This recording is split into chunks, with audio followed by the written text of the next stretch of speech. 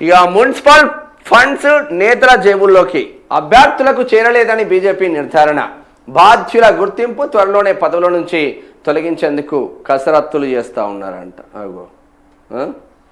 రాష్ట్రంలో మున్సిపల్ ఎన్నికల కోసం అధిష్టానం పంపిన నిధులు దుర్వినియోగమైనట్లు బీజేపీ నాయకత్వం ఒక అంచనాకు వచ్చినట్టు తెలిసింది. పార్టీ పంపిన ఫండ్స్ పూర్తి స్థాయిలో అభ్యర్థులకు చేరలేదని, మధ్యలో ఆయా జిల్లాల బాధ్యులు సగానికి పైగా స్వాహా చేశారని గుర్తించినట్లు సమాచారం. పలు రకాల సమీక్షల అనంతరం అగ్రనేతలు ఈ అంచనాకు వచ్చినట్లు చర్చ జరుగుతున్నది.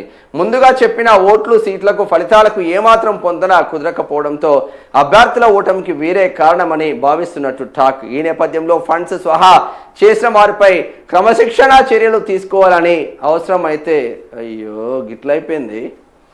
కేటీఆర్తో రేవంత్ కుమ్మక్కు బండి సంజయ్. ఇప్పుడు ప్రతి పార్టీకి ఫండ్ పంపిస్తుందా? ఏ ఎలక్షన్ అయినా కూడా ఫండ్ పంపిస్తుంది. బీజేపీ వాళ్ళు పంపించిన ఫండ్ అభ్యర్థులకే చేరలేదంట. ఆయా జిల్లా అధ్యక్షులు అనుకోండి, ఆయా జిల్లాకు సంబంధించిన బాధ్యులు అనుకోండి, వాళ్ళే కథం పట్టించిందంట. వాళ్ళ డబ్బులు రాలేదంట పాపం. మరి ఎటు పోయినాయి డబ్బులు అని ఎవరెవరు కొట్టుకపోయిన్లు బీజేపీ వాళ్ళే చూడాలి. మరిగా పార్టీ పదవుల నుంచి తొలగించాలని నిర్ణయానికి వచ్చినట్లు చర్చ జరుగుతున్నది. ఆశలు అడియాశలు అధిష్టానం అసంతృప్తి. లోక్సభ ఎన్నికల్లో 36% ఓట్లతో బీజేపీ 8 స్థానాలు గెలుపొందింది. అంతేకాకుండా పార్టీకి ఎమ్మెల్యేలతో పాటు ఎమ్మెల్సీలు సైతం ఉన్నారు. పట్టణాల ప్రాంతాల్లో బీజేపీకి ఆ పట్టు ఉన్నదని సర్వేల ద్వారా గుర్తించగా మున్సిపల్ ఎన్నికలపై ఆ పార్టీ భారీ ఆశలు పెట్టుకున్నది. గతంలో కంటే స్థానాలు మెరుగవుతాయని, కొన్ని మేయర్ చైర్మన్లైనా కైవసం చేసుకుంటామని భావించింది. మహారాష్ట్ర మంత్రి ఆశీష్ షెలార్కు కీలక బాధ్యతలు అప్పగించింది. అనంతరం ఎన్నికల కోసం భారీగా నిధులు సమకూర్చినట్లు తెలిసింది. అయితే ఫలితాలను చూసి నాయకులు తీవ్ర నిరాశకు గురైనట్లు సమాచారం. అనంతరం జిల్లాలు మున్సిపాలిటీల వారీగా ఫలితాలపై పార్టీ సమీక్షించింది. కనీస స్థాయిలో వార్డులు డివిజన్లలో విజయం సాధించకపోవడం, చైర్మన్ మేయర్ స్థానాలను కైవసం చేసుకోవడం విఫలం కావడం పట్ల అధిష్టానం తీవ్ర అసంతృప్తి వ్యక్తం చేసినట్లు పార్టీ నాయకుల ద్వారా తెలిసింది. కేటగిరీల పేరుతో గోల్మాల్. రాష్ట్ర వ్యాప్తంగా ఉన్న వార్డులు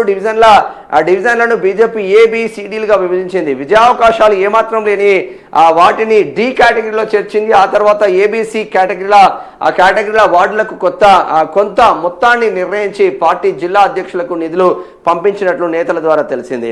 అయితే ఆ నిధులు వారు అత్యధిక శాతం నొక్కేసినట్లు చర్చ జరుగుతుంది. ఏ కేటగిరీలో డివిజన్లకు BC కేటగిరీలకు నిర్ణయించిన మొత్తాన్ని అభ్యర్థులకు ఇచ్చినట్లు పార్టీ నాయకత్వం గుర్తించినట్లు తెలిసింది. ఇలా 10 మంది జిల్లా అధ్యక్షులు పెద్ద ఎత్తున నిధులు స్వాహా చేసినట్లు అంచనాకు వచ్చిన రాష్ట్ర నాయకత్వం వారిపై చర్యలు తీసుకునేందుకు సిద్ధమవుతున్నట్లు తెలిసింది.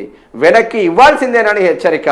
ఉత్తర తెలంగాణలోని ఒక జిల్లాకు చెందిన మహిళా నాయకురాలిపై అక్కడ బీజేపీ నాయకులు రాష్ట్ర నాయకత్వానికి ఫిర్యాదు చేసినట్లు పార్టీ వర్గాల ద్వారా తెలిసింది.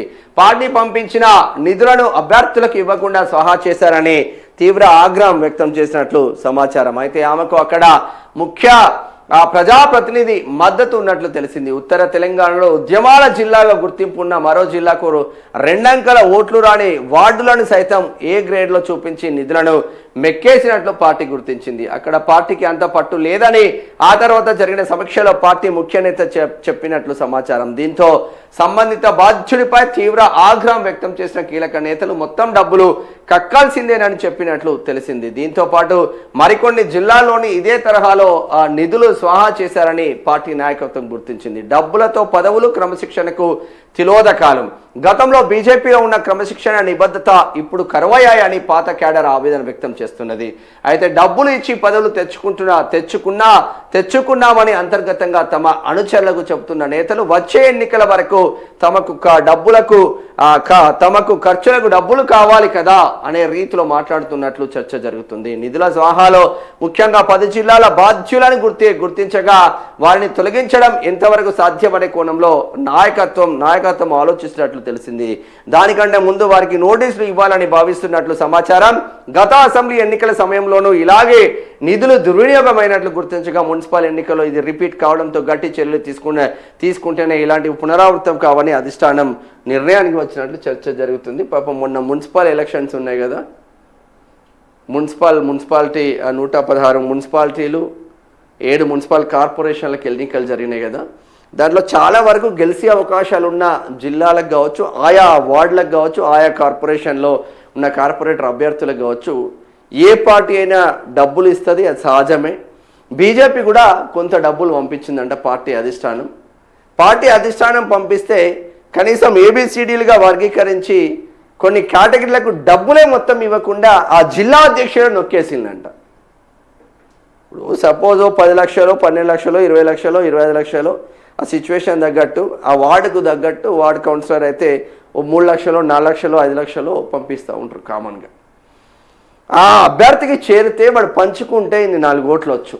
ఇవాళ రేపు నువ్వు ఎంత సమాజ సేవ చేసినా, నువ్వు మంచోనివే బిడ్డ, కాకపోతే ఏమి ఇస్తున్నావు నాకంటారు.